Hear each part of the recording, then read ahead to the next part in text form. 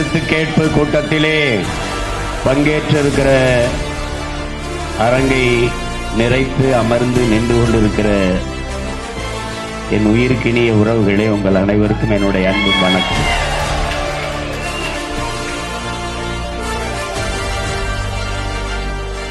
அனல், புனல், அணு, நிலக்கரி இப்படி எல்லா மின் உற்பத்தி திட்டங்களும் நாட்டின் வளர்ச்சி, வேலை வாய்ப்பு என்று சொல்லித்தான் கொண்டு வரப்பட்டது. ஆனால் ஒவ்வொன்றும் சொல்லப்படுகிற போது வளர்ச்சி, வேலை வாய்ப்பு, வளர்ச்சி, வேலை வாய்ப்பு இந்த வார்த்தைகள் கேட்கிற போது மிகவும் இனிப்பாக, தித்திப்பாக. மின்சாரம் இல்லாமல் எப்படி வாழ்வது? மின்சாரம் இல்லாமல் எப்படி நாடு வளரும்? அதெல்லாம் சரிதான். ஆனால் அதை உற்பத்தி செய்வதற்கு, மின் தேவையை நிறைவு செய்வதற்கு நிலக்கரி மின் உற்பத்தியும், அணு உலை மின் உற்பத்தியும், இந்த அனல் மின் உற்பத்தியும் தான் இருக்கிறது. வேற வழியே இல்லை என்றால் அதை பற்றி யோசிக்கலாம். உலகத்தில் பாதுகாப்பான அணு என்ற ஒன்றே கிடையாது. இதை அணு விஞ்ஞானிகளே சொல்லுகிறார்கள். அணு குண்டு மேலே அமர்வதும் அணு உலைக்கு அருகிலே குடியிருப்பதும் இரண்டும் ஒன்றுதான் என்று அணு விஞ்ஞானிகளே சொல்லுகிறார்கள். அதை அனுமதித்தோம். அனல் மின்சாரம் சரி. ஆனால் அதனால் ஏற்படும் சூழியல் கேடுகளை, வாழ்வாதார இழப்பை மனச்சான்றோடு பேசுகிற எவராவது வாருங்கள், பயணித்து போவோம், அதன் அருகிலே போவோம். உலர் சாம்பல் பரவி மூடி அந்த நிலம் எவ்வளவு நாசமாக்கப்பட்டிருக்கிறது என்பதை பார்ப்போம். நீங்கள் துணியை துவைத்து காய போட்டால் அந்த துணியின் நிறம் என்னவாக இருக்கிறது என்று பார்ப்போம்.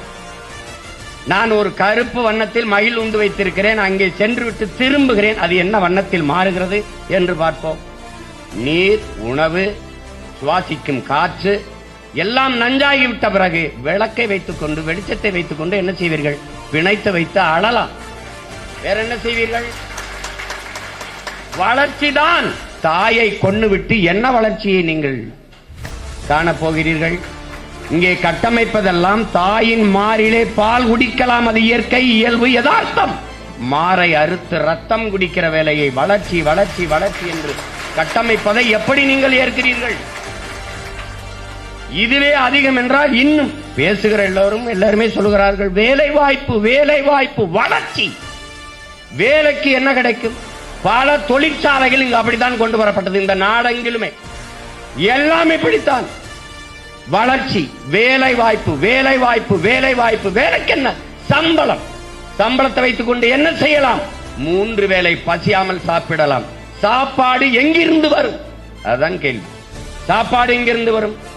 குடிக்கிற நீர் விஷமாகி போன பிறகு, உண்கிற உணவு விஷமாகி போன பிறகு, சுவாசிக்கிற காற்று நஞ்சாகி போன பிறகு வாழ்வதப்படி? 100 பேரில் மரணம், 99 பேர், 90 பேர் புற்றுநோய் மரணம். காரணம் என்ன? 3 வயது குழந்தைக்கு புற்றுநோய் வர காரணம் என்ன? மது அருந்தினாலா, புகைத்தாலா, பன்பராக்கு, பீடா, குட்கா போட்டாலா? இல்லை, தாய்ப்பாலை உண்டால். தாய்ப்பாலில் இருந்து எப்படி புற்றுநோய் பரவியது? தாயின் பால் நஞ்சாகிட்டது. உலகத்திலே கலப்படம் செய்ய முடியாத, விஷமாக்க முடியாத ஒன்று இருந்தால் அது தாயின் பால் தான். அதுவே விஷமானால் அதற்கு காரணம் என்ன? தாய் உண்ட உணவு விஷமாகிவிட்டது. அதனால் தாய்ப்பால் நஞ்சாகிவிட்டது, குழந்தைக்கு புற்று. வாங்க, புற்றுநோய் மருத்துவமனைக்கு போலாம். 3 வயது 2 வயது குழந்தைகள், பிஞ்சு குழந்தைகள் புற்றுநோயால் அவதி உறுவதை நீங்கள் பார்க்க முடியுதா இல்லையா என்று பாருங்கள். மாற்று மின்பெருக்கம் இல்லை, இருக்கிறது. உலகெங்கிலும் ஜப்பான், ஆஸ்திரேலியா, அரபு நாடுகள் கடல் அலையில் மின்சாரம் தயாரிக்கிறார்கள். சூழியலுக்கு எந்த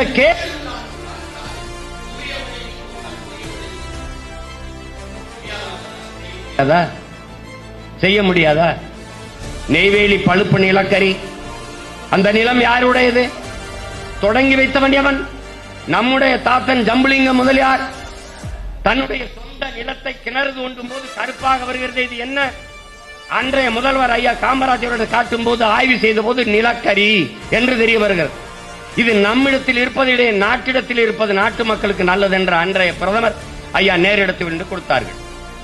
தன்னுடைய சொந்த நிலத்தை 500 ஏக்கரை இந்த நாட்டின் நலனுக்காக கொடுத்தவன் நம்முடைய தாத்தா ஜம்புலிங்க முதலியார் அவர்கள். அதிலிருந்து இன்றைக்கு இந்தியாவிலேயே 81 விழுக்காடு நிலக்கரி உள்ள ஒரே மாநிலம் தமிழ்நாடு. நம்முடைய நிலம் அவ்வளவு வளம் கொளிக்கிற நிறைந்த நிலம். இன்றைக்கு தோண்டி தோண்டி 60,000 ஏக்கரை எடுத்திருக்கிறார்கள். நிலம் என்னது, வளம் என்னது, வேலை வாய்ப்பு வட இந்திய 299 பேரில் என் உடன் பிறந்தார்களே 299 பேர் வேலை கால் எடுத்ததில் ஒருவன் கூட தமிழன் இல்லை. நிலம் என்னது, வளம் என்னது, வாழ்விடத்தை விட்டு வெளியேறியவன் நான், சொந்த நிலத்திலே அகதியானவன் நான். வெளியேறி நின்ன வேலை வாய்ப்பு அவனுக்கு. இன்னைக்கு நிலக்கரி மின்சாரம் இல்லை, காற்றாலை, கடல் அலை, சூரிய ஒளி மின்சாரம், தீர்ந்து விடுகிற வளம் நிலக்கரி வளம், தீர்ந்து விடாத வளம் காற்றாலை, சூரிய ஒளி, கடல் அலை. இயற்கை தாய்க்கு சுற்றுச்சூழலுக்கு எந்த கேடும் இல்லாத மின்சாரத்தை தயாரிக்க முடியும் என்று வாய்ப்பு இருக்கும் போது எதற்காக ஆனல் புனல் அணு உலை நிலக்கரியை கட்டிக்கொண்டு அழ வேண்டும் என்பதுதான் இந்த மண்ணை பேரன் போன்று காதலிக்கிற உங்கள் உடன் பிறந்தார்கள் எங்களுடைய கேள்வி. இந்த அனல் மின்சார நிலையம் நீட்டிக்கப்பட வேண்டும் என்று விரும்புகிற பெருமக்களை நான் ஒன்றே ஒன்று வேண்டி கேட்டுக்கொள்கிறேன். இந்த அனல் மின்சார விரிவாக்கம், இந்த உலர் சாம்பல், இதுவெல்லாம் பாதுகாப்பானதுதான். அதையும் தாண்டி வேலை வாய்ப்பு, சம்பளம் தான் முக்கியம் என்றால் கருத்து சொல்கிற பெருமக்களே, உங்கள் வீட்டை அந்த அனல் மின் நிலையத்துக்கு அருகில் கட்டிக்கொள்ளுங்கள். நீங்கள் வாழ்கிற வாழ்விடத்தில் எங்களுக்கு வீடை கொடுங்கள். வேற ஒன்றும் இல்லை. நீங்கள் இன்னும் எவ்வளவு வேண்டுமானாலும் நீட்டிப்பு செய்யுங்கள், என்ன வேணாலும். இந்த நாட்டில் போல அறிவார்ந்த என் தம்பி தங்கைகளே, உங்களுக்காகத்தான் உங்களை நான் பேசுறேன். எனக்கு ஒண்ணும் கிடையாது. ஒன்ன கவனி, நீ இருக்கிற மீனம்பாக்கம் விண்ணூர்தி நிலையத்திலே பறக்க பிளைட் கிடையாது. பறக்க ஒரு வண்டி இண்டிகோவை தவிர வண்டி கிடையாது. பிறகு எதற்கு 5000 ஏக்கர்ல விளைநிலத்தை பறித்து ஏர்போர்ட் கட்ட வேண்டும்? யாராவது ஒருவன் சிந்தி. இருக்கிற வாவு சிதம்பரம் நம் பாட்டனுடைய பேர்ல இருக்கிற துறைமுகத்திலும், தாத்தா காமராஜ் பேர்ல இருக்கிற துறைமுகத்திலும் 40-50 விழுக்காடுகள் தான் வேலை நடக்கிறது. எந்த கப்பல் சரக்கை இறக்காமல் தவித்துக் கொண்டு நிற்கிறது, எந்த சரக்கு ஏற்றுமதி செய்ய முடியாமல் தவித்துக் கொண்டிருக்கிறது. பிறகு எதற்காக 6111 ஏக்கரிலே காட்டுப்பள்ளியிலே துறைமுகம் என்று அறிவார்ந்த தம்பி தங்கைகள் கேளுங்கள். எதற்காக? யாருடைய வளர்ச்சிக்காக? அந்த துறைமுகத்தை 6111 ஏக்கர்ல கட்ட போறவர் யார்? அதானி. ஒரு தனிப்பட்ட முதலாளியின் வளர்ச்சியை ஒட்டுமொத்த நாட்டு மக்களின் வளர்ச்சி என்று கட்டமைப்பதை எப்படி நீங்கள் ஏற்கிறீர்கள்? எப்படி ஏற்கிறீர்கள்? ஒரு முதலாளி வளர்ந்தால் நாடு மக்களும் வளரும் என்பதை எப்படி நம்புகிறீர்கள்? 80 கோடி ஏழை மக்கள் என்று இந்த நாட்டை ஆளுகிற அமைச்சர் பெருமக்கள், மாண்புமிகு அம்மையார் நிதியமைச்சர் நிர்மலா சீதாராமன் சொல்கிறார், 80 கோடி ஏழைகளுக்கு 5 கிலோ அரிசியும் 2 கிலோ பருப்பும் கொடுத்தோம் என்று. கொரோனா நேரத்தில் 80 கோடி ஏழை, 28 விழுக்காடு இரவு உணவில்லாமல் உறங்க செல்கிற மக்கள், பல கோடிக்கணக்கான பச்சிளங்குழந்தைகள் பசியோடு படுக்க செல்கிறார்கள். என் அன்பு உடன் பிறந்தவனே, பல கோடிக்கணக்கான குழந்தைகள்.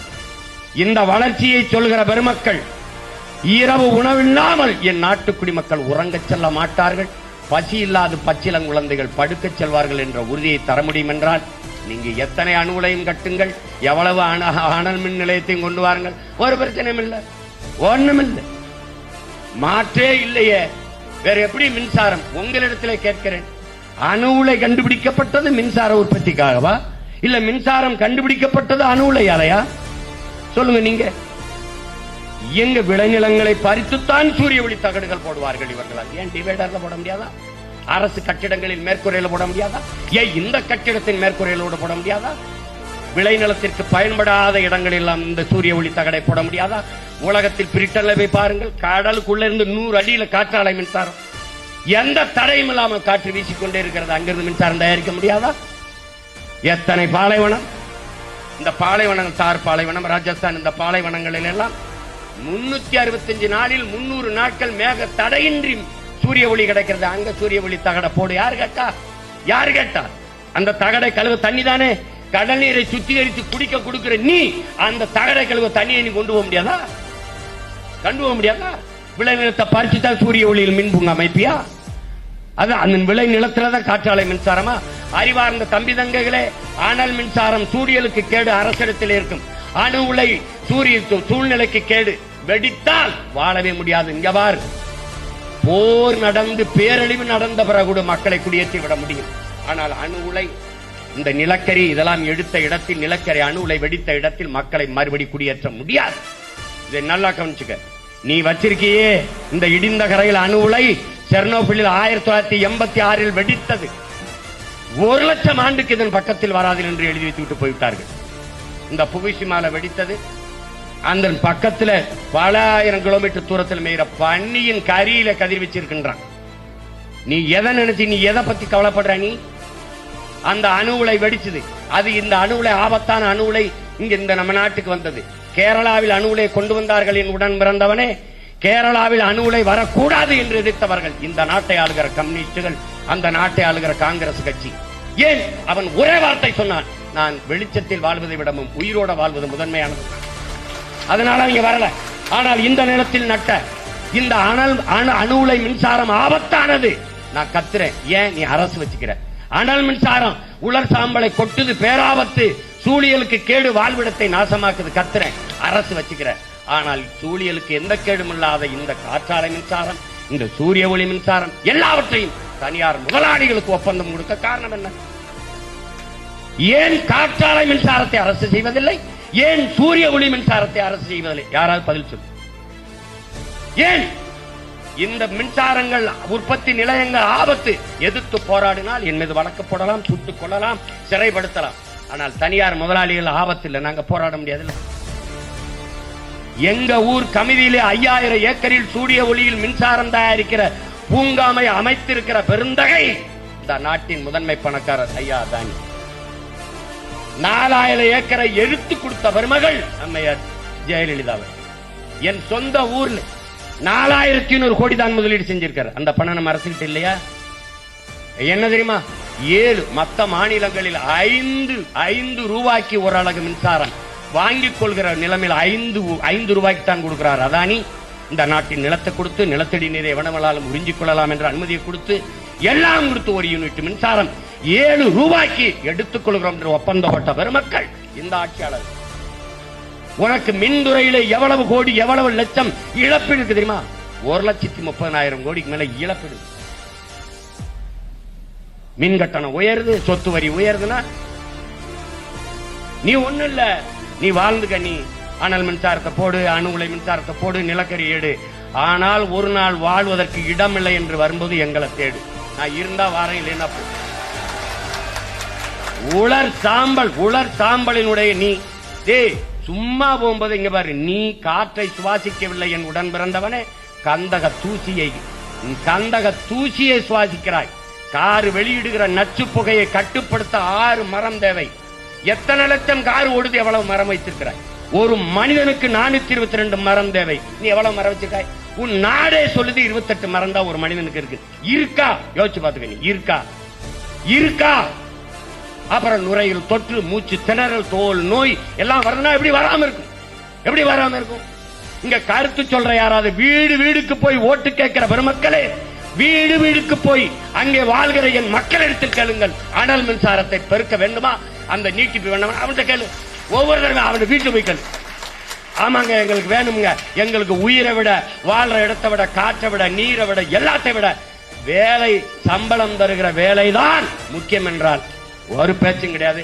நீங்க தாராளமா அனல் மின்சார நிலையத்தை நீட்டிங்க, வாலிய கண்டிங்க, நல்லா செய்யுங்க. இந்த கருத்து கேட்கிற பெருமக்கள், இந்த கருத்து வேணுங்கிற சொல்ற பெருமக்கள், உங்களை கெஞ்சி கேட்டுக்கிறேன்.